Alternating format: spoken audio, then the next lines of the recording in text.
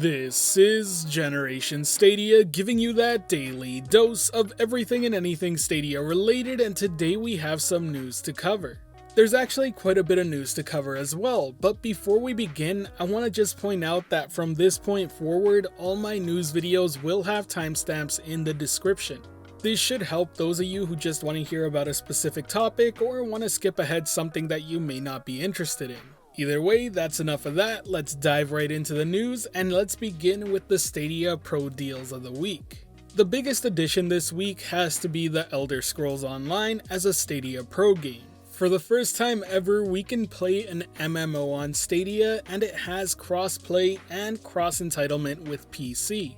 And for those of you wondering what cross-entitlement means here, well, if you buy something on one version of the game, it will become accessible on the other. It's a nice feature, especially for those of you who plan on picking up the expansion Greymore. Now, aside from that, I've been enjoying the game quite a bit since launching on Stadia, but I'm still barely getting into it, and I'm fairly new to the whole experience.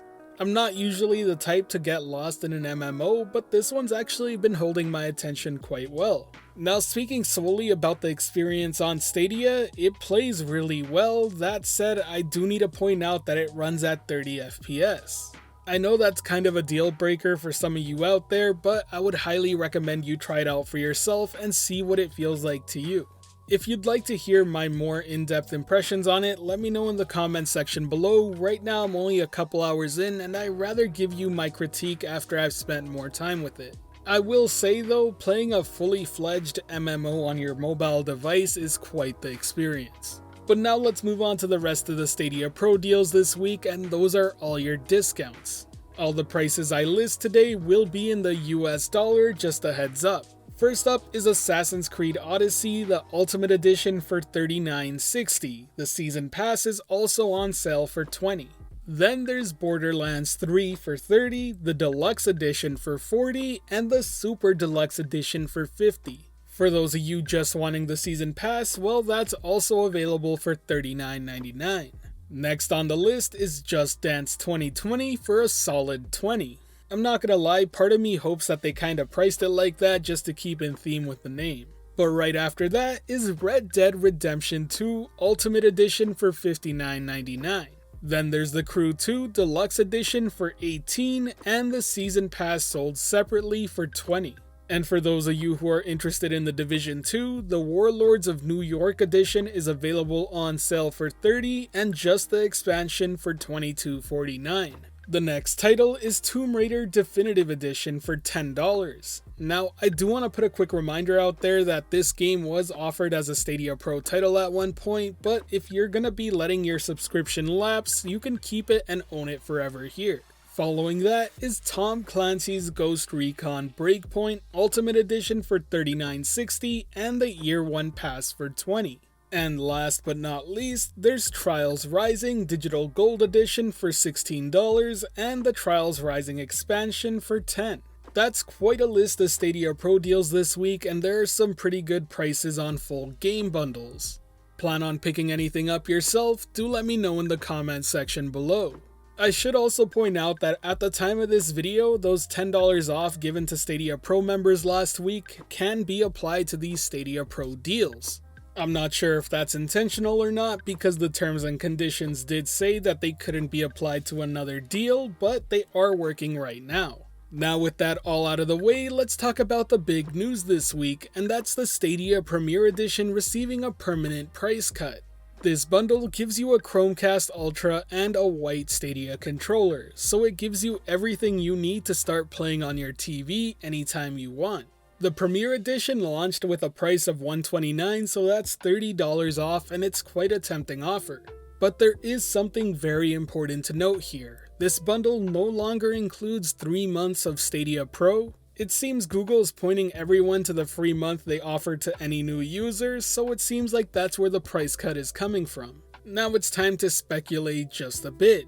I personally think that this price cut is coming because there's gonna be a new bundle with the brand new Chromecast Sabrina that's been heavily rumored for some time. I also think it's a great move on Google's behalf. Being under that $100 threshold is quite tempting. Let's not forget that the price of a Chromecast Ultra on its own is already $69.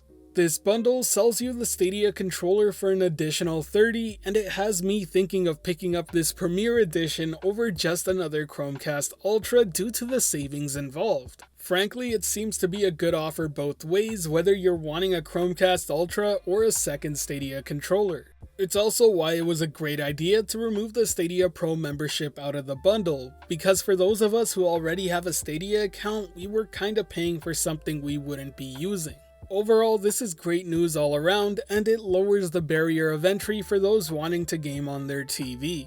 The next bit of news is coming to us via StadiaSource.com. It seems there are 2 studios currently hiring for Stadia-related projects, and their names may surprise you. First, let's talk about Perfect World Entertainment. If that name sounds somewhat familiar, you may have heard of the titles under their names, such as Star Trek Online and Neverwinter Online, 2 very successful MMOs.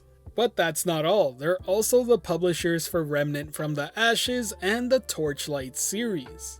And I'm not sure about you, but I'm really hoping those last 2 titles end up making their way to Stadia. As for the second company that's hiring for Stadia-related positions, well, they need very little introduction. I'm talking about none other than Capcom. Yes, the Capcom, the ones responsible for the Resident Evil, Monster Hunter, Mega Man, and Devil May Cry series. They're one of the major studios that have yet to release a title on Stadia, and I have to say, getting a game from them would be a really big deal. Even since way before Stadia launched, I have been hoping and begging for Monster Hunter World to find its way over to the platform. And fingers crossed, even though Resident Evil 8 did not get announced for Stadia when it was officially announced on the PlayStation livestream event, let's just hope that it'll make its way in the future. It really would be a major statement not just for us Stadia users, but the platform as a whole to start getting those key big franchise titles. The last bit of news of the day comes from Reddit user Aqua Regia. The source code is now talking a bit about live streaming onto YouTube. This would be a good time to remind everyone that just because it's showing up here doesn't mean it's coming soon, just that it's being worked on. Either way, so far it seems like we'll be using our own software for streaming. That means stuff like OBS and Streamlabs will still be necessary. I am very interested to see how they incorporate this to make it different than what it is right now.